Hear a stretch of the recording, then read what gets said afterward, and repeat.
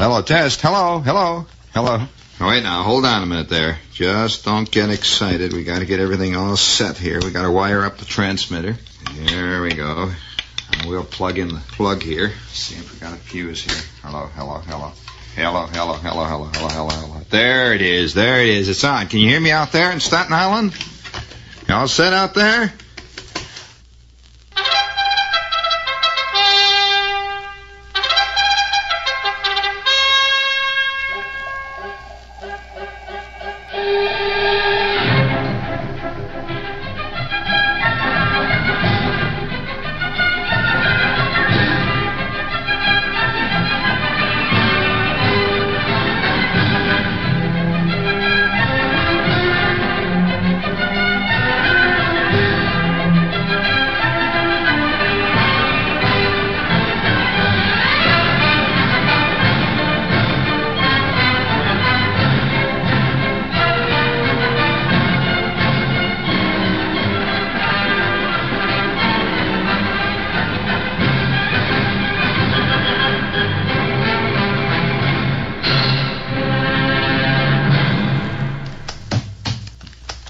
Here's a little note from the Huntsville, Texas paper via the Associated Press.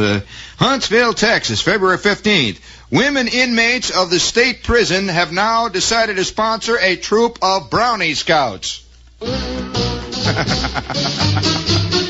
yeah, they call it the Bust Out Squadron there. Right through there. They teach them tracking and things like that, and building fires and all things first aid. Speaking of the problem of the Brownie Scouts being sponsored by the women inmates at the Women Slam there in Texas. Or is it Texas? Yeah, Huntsville. Well, of course, that's Texas. Funny thing, I was in the subway today, and I'm riding along there, rocketing through the darkness in the subway, and of course, that there is a peculiar atmosphere in New York and the world, in fact, today. It's as though all of mankind is about to explode in about 9 million different directions. And it's just one of those times, and the sun is beating down, and it's hot, and I'm hanging onto that white pole in the subway, that enamel pole that you hang out to, and right above my head is one of these subway fans. Now, this subway fan, like most subway fans, it seems to generate its own hot air, which it blows at you. It does not stir the air around. It creates another kind of air and blows it down on you. No matter where you go, you're either in between the fans, in which case you get caught in a kind of an eddy current, where your hair blows two ways at once. One side of your hair blows it back, and the other side forward. It's very odd. What I usually do is stand directly under one fan, which gives you at least a unity of bad things going. And so I'm standing under there holding this thing, and boy, I can just feel it in the subway. We're rocketing along, and we're knee-deep in cigar butts and old paper cups that were used to drink coffee and all kinds of stuff you find in the subways these days, just laying there on the floor. And I get to, I guess it was about 49th Street, and I begin to be aware of a sign staring at me. You know how these signs in the subway stare at you? The girl who is always looking out and it says, does she or doesn't she? There's usually a big fat picture of Yogi Berra looking down. Mr. Berra invites you to see the Yankees. You've seen this one. Well, there was a kind of a round-faced kid staring out of the sign at me, and he's got a green Boy Scout hat on. And above it, he's just looking right at me, He's got this look, this kind of intent, naive, innocent, and yet knowing look of the eternal teenager looking right at me. And above it, all it said was, be prepared.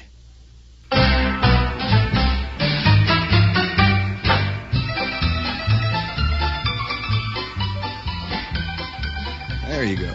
It's so great, these slogans. They sound so great. When I was a kid, it sounded so simple to be prepared. When I was a Boy Scout, I remember Mr. Gordon and the Boy Scout troop saying, well, now, all right, all kids now, all right, now, before we begin, we'd have a thing about the flag. We'd start the Boy Scout meeting. I don't know how many girls have ever been to a Boy Scout meeting. Well, it starts out this way. They start about 8, and we would go into the basement of the church, was where we had our Boy Scout meeting. Sometimes it would be in the high school gym that we had confiscated for that week. And we would arrive in there about 8, maybe 5 minutes to 8, and mill around a little bit and hit each other and holler and yell. And then Mr. Gordon would say, all right, troop, now line up Come on now, Moose Patrol, over there on the left. All right, now Eagle Patrol. Okay, now we had Eagle Patrol, Moose Patrol, Beaver Patrol, Rat Patrol. All right, all you guys line up there now. Okay, now, all right, now let's pledge allegiance to the flag. Of course, there were all kinds of variations. I wonder how many of these people who are making all this brouhaha about the Pledge of Allegiance to the flag, do they know how many teenage variations there are on that? Variations, special kid words when you're saying it sounds like you're pledging allegiance to the flag, but you're actually saying something very rotten.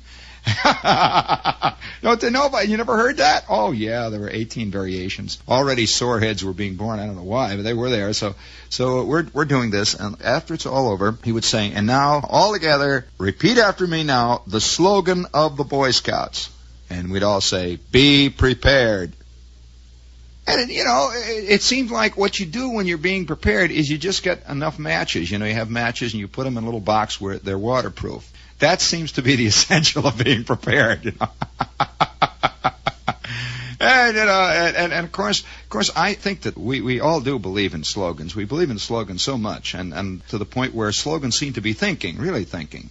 And so when a guy says, "I believe, and I'm going to run on a platform called Be Prepared," that seems to make a lot of sense to a lot of ex-Boy Scouts. Now, it depends on how you consider yourself prepared, and what you're prepared for. I don't know of any man ever who has been prepared for life itself. How can you prepare for Tuesday? Oh no, we can build up the myth that we are. We can really do. We can build up not really a myth, but the illusion that we're prepared by creating notebooks full of appointments for next week, and you line them all up. How can you prepare, though, for the actual way that those appointments turn out? You can't. A lot of people blame the fact that life is chaotic on society or the government.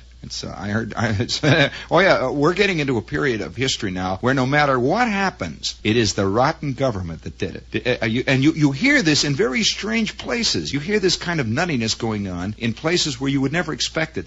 Inadvertently this morning, I happened to be listening to Alfred and Dora McCann, and they're droning on about frozen asparagus and recipes for club sandwiches, and all these other big things. Have you ever made a club sandwich, any of you out there? I don't know. But that was a big issue on the Al McCann show today. Club sandwiches are sandwiches you buy in restaurants, aren't they? In the middle of all this, it's going on, I'm listening to club sandwich stuff, and what I'm trying to do at the same time, I couldn't get to the radio to deal with it, but what I'm trying to do at the same time is I had busted a shoelace at a crucial moment. I had an appointment at 12:10, an important appointment, and I busted a shoelace at about 5 minutes before I was, there I was, I'm frantically trying to tie the shoelace, and I couldn't get to the radio, and all this stuff about the club sandwiches are coming out, when suddenly Al gets a hold of a letter. He says, "I have a letter from a listener. The letter says, Dear Mr. McCann, in our community, it is impossible to buy white eggs due to the government stockpiling all the white eggs and now unloading them on the market. And they're all 3 years old. The government is keeping the brown eggs off the market." Well, there's a long pause, and Al says, "Well, that's ridiculous." And so I heard that, and I thought, well, now, isn't it fascinating? There's somebody going to a supermarket, and they can't get the right color egg. It's the government. Never could be the A&P company. It never occurs to them. You say, it's the government. Everything today is the government. Guys have even related their sexual problems to society and the government. Serious, if there was a new administration, I'd be able to swing. I tell you what they're doing to me. Oh, yeah, it's happening everywhere you go. Speaking of sexual problems, this is WOR AM and FM New York, and we'll be here for a while. Nevertheless, though, this is getting to be a serious issue, and so I'm watching this thing, and it says, "Be prepared," and I'm sure a lot of people riding in the subway, it makes a lot of sense, be prepared. Well, does it really? Well, there's a good question there now. We're entering a period in time when, in history, where a lot of the old phrases that seem so absolutely logical have practically no meaning at all. They're jabberwocky. And this long, hot summer is finally arriving. I think that the total sum and substance of it should be a fascinating history. It won't be a footnote. It will be a whole set of volumes in the end. And we're living in it, We're living right in the middle of it all. And yet there are some fascinating misconceptions that go along with this thing. Now, we are living in a world, in America primarily, where almost everything we witness is done vicariously. most of us would. We bring you now another direct report from Harlem from the WOR Mobile News Unit and John Wingate. Good evening. Right in the middle of 125th Street, we followed police here. They dispersed a gang of about, I'd say 100 teenagers and others. And then suddenly the usual thing happened. The bottles came down. The street is loaded with glass out in front. They've gone to chase them. They're running down the other side of the street. We're midway between Lenox Avenue and 7th Avenue. Suddenly, police cars whirled up this way. There were about 100 toughs on the street. They carried those signs pointed for Gilligan, and when police dispersed them, they're chasing them now down Lenox Avenue. The police cordon has moved on. Down came the bottles from building, right on the street, on the sidewalk, and everywhere. And the engineer and I took 2 steel helmets and shall stay there. Now back to WOR. We return you now to Gene Shepard. Well, this is there we go, and it's funny how we gradually slip into a state in the country which 5 years ago would have caused a tremendous amount of excitement. Have you noticed that news items now, John Wingate doing this on-the-spot report, it's more or less almost a routine thing. Strange.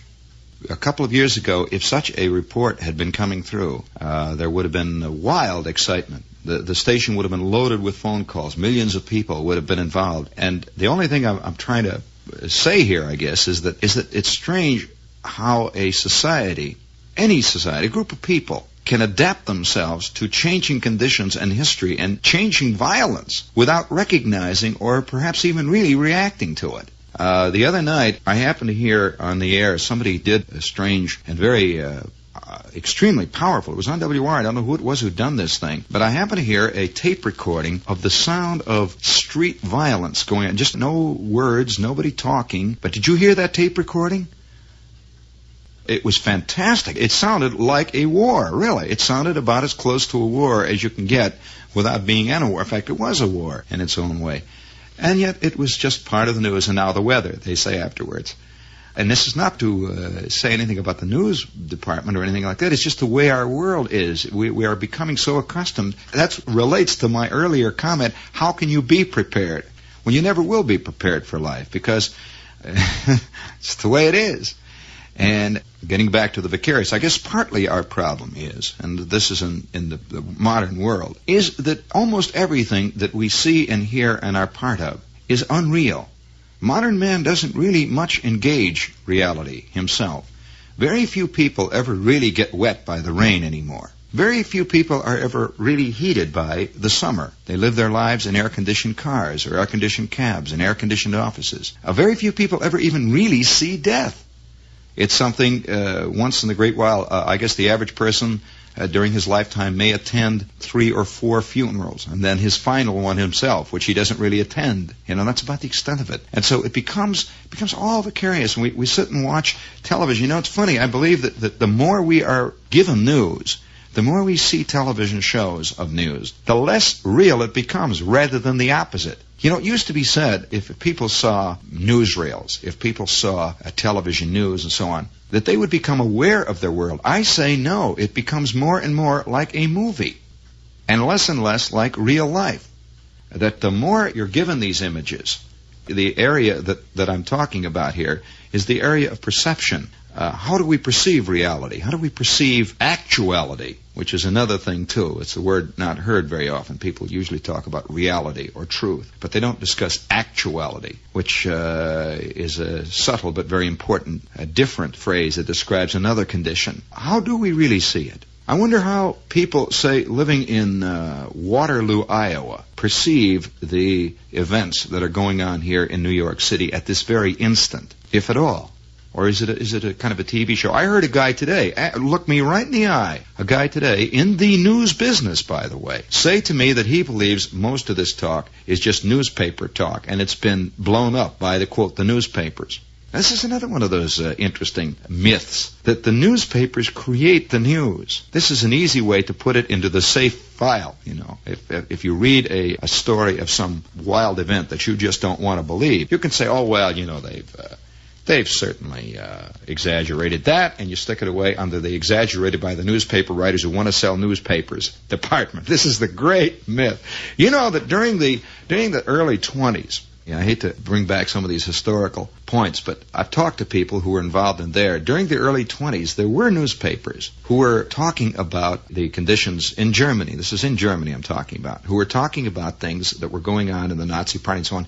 And it was largely dismissed by many Germans as newspaper talk, whatever that is to people. What is newspaper talk? That's a good question. A large number of people say, oh, come on, people don't really, they're not acting that way. It's ridiculous. And so somebody would report on a speech down at the Bauhaus in which 45 guys' heads were busted and 18 guys were thrown out in the street and 4 guys disappeared into the river. And large numbers of people, oh, that's newspaper. They want to sell newspapers. Nobody really believes it until suddenly there's a cannon shot across his bow. Then it becomes real, and then somebody should have done something about it beforehand. They start yelling. That's the be prepared myth. Somebody should have. We return once again to the WOR Mobile News Unit in Harlem and John Wingate. The first real incident of the evening. There was one just a moment ago. We're at Lenox Avenue and 116th Street. There are 2 screaming Negro women in the street.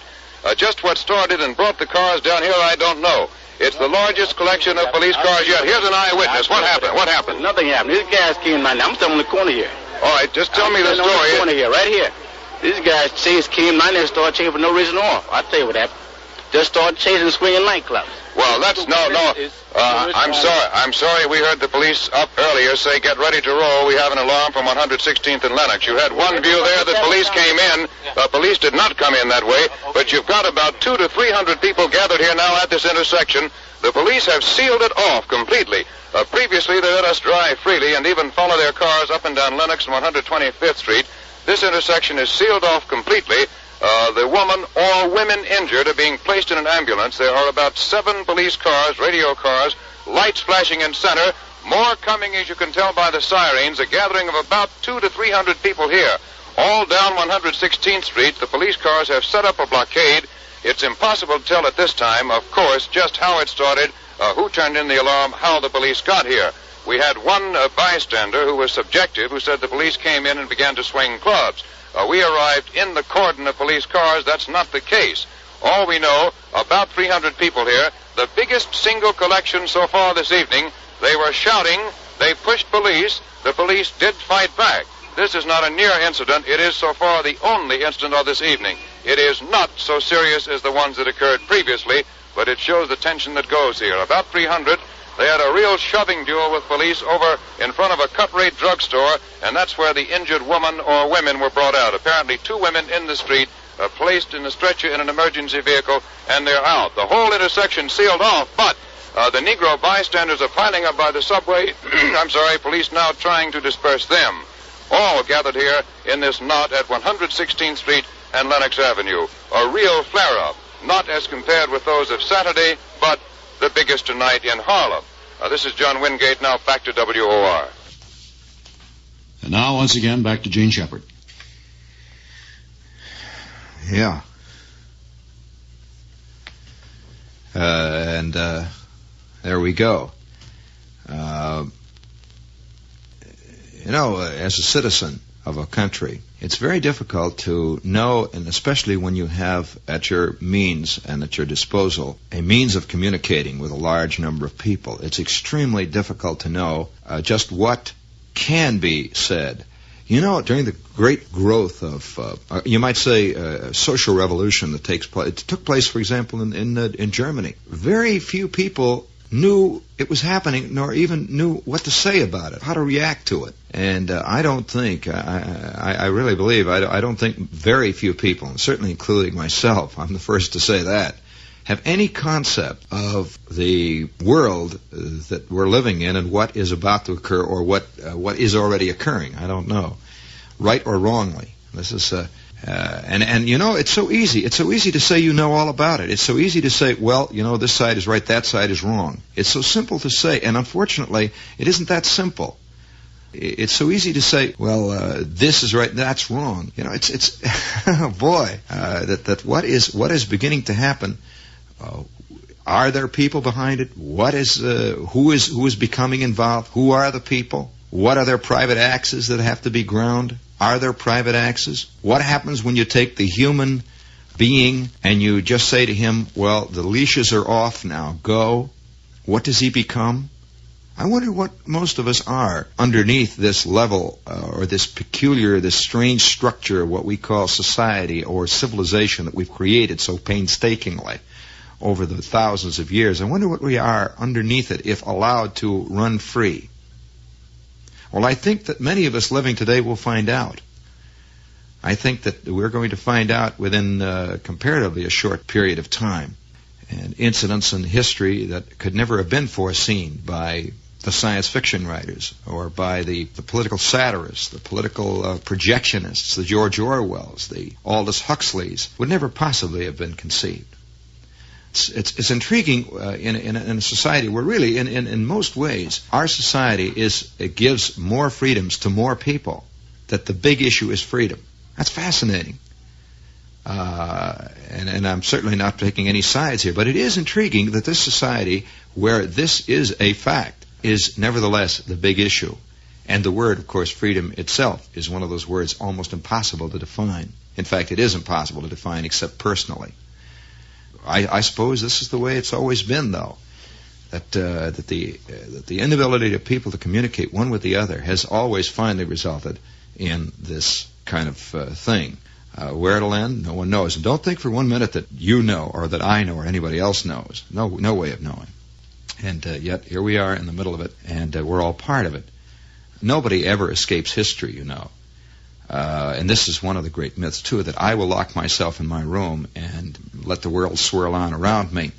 One of the most fascinating passages that I've ever read in fiction is a passage of Stendhal. He was not really writing fiction. He was writing about himself at that point, and he was writing about, he was sitting in this room, and he was very irritated because all the noise and all the hoopla that was going on outside, up and down the streets, was bothering him at his writing. And apparently he didn't spend much time looking out of the window, but he was complaining about it. What he was complaining about was the French Revolution. And all the time he was only writing about the Duke getting involved with the Duchess and whether or not the Countess was going to fall in love with the young rake. And all the while they're surging up and down. And Stendhal, he didn't see it. And yet he was one of the great writers of that period. And yet, on the other hand, people who think they see it don't really see it. It's fascinating to read contemporary accounts of, say, the Civil War, or contemporary accounts of things as recent in our history as even World War II or even World War I, and find out how little understanding human beings have of the events that they take part in. And I'm sure that a man living during the Renaissance was not aware of this. There were glimmerings that things were different and strange, but it took maybe 500 years before the term even to become used. You know, they didn't use it during the Renaissance. The Dark Ages didn't become the Dark Ages until well after history had looked at it and decided they were. Now, I'm sure that during the days of the Dark Ages, they weren't dark. They were just days, that's all. And there were guys yelling that things were going to be better, and other guys were yelling things were worse. One of the great philosophical battles that's always waged between people is the downhill theory of history and the upward theory of history. There are people who say that history has been a downhill thing all the time. And then there's the other group who say, no, it's been uphill. Now, one group says, well, how can you say uphill when for example, in the last 100 years, more people have died in wars than all of recorded history before that? Well, that's a very hard question to answer to those who say, well, mankind is doing better today than it did 1,000 years ago. Then there's the uphill school says, yes, but look, the man 1,000 years ago, he lived a hard life. He died at an early age from disease and poverty. He had what we would call terrible hardships of this time. There was ignorance and one thing and another. Well, now, what is ignorance? That's a good question, too. What is education? It's a very difficult thing to decide what is education. Because I really firmly believe that one era's education is the next era. And when I say era, I'm talking about 1,000-year periods. One era's education is the next era's superstition. They look upon the last era as superstition, and the next era will always look upon what it has evolved as education and right and real. And so it's almost impossible, really, to know in the end. And, of course, people will get very angry when you say, well, yes, but then you are saying that mankind doesn't arrive anywhere. There is that theory, too. And that bothers people very much, very much.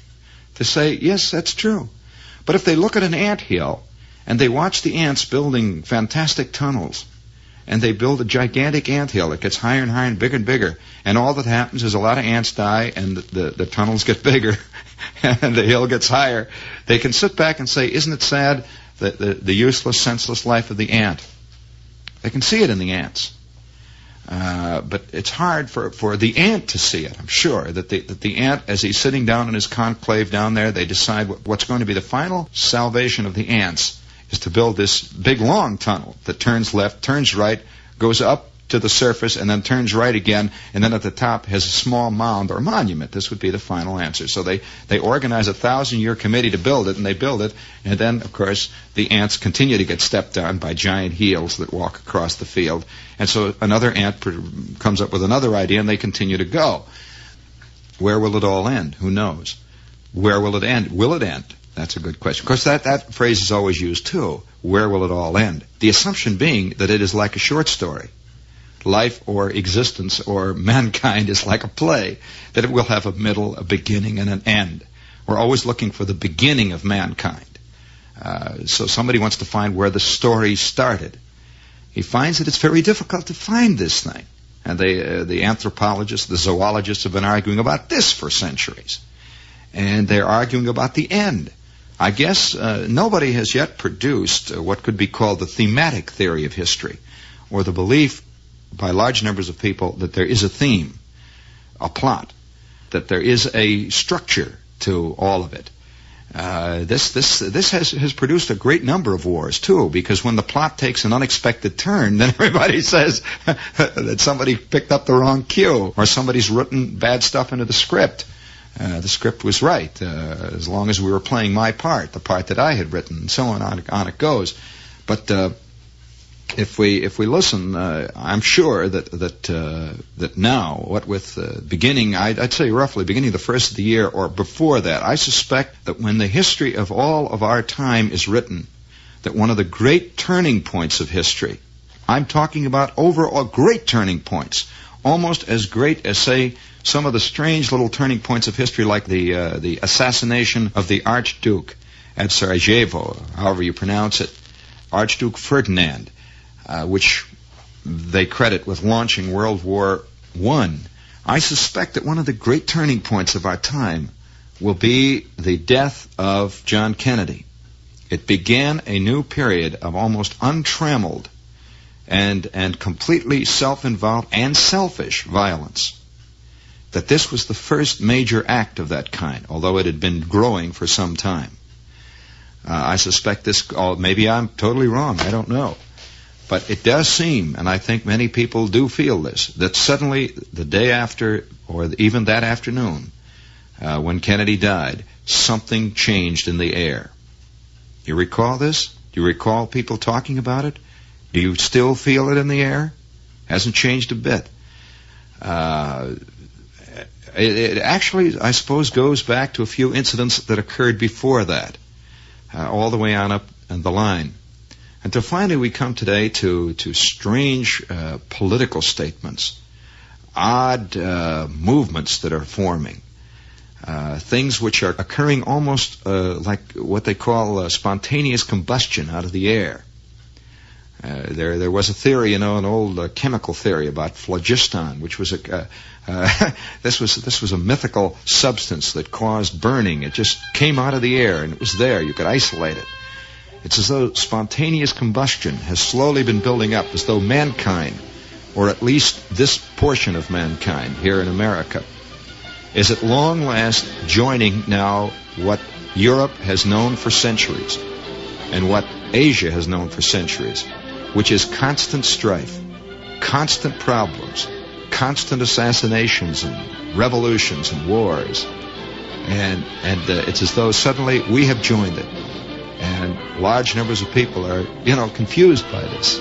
We, in a sense, we have finally rejoined the human race and all of its evil and all of its good and all of its violence. We've suddenly come into it, and here it is, home to roost like some giant vulture, sitting up there with its talons and its red eyes and its yellow beak, just looking down through a dark, swirling gray cloud.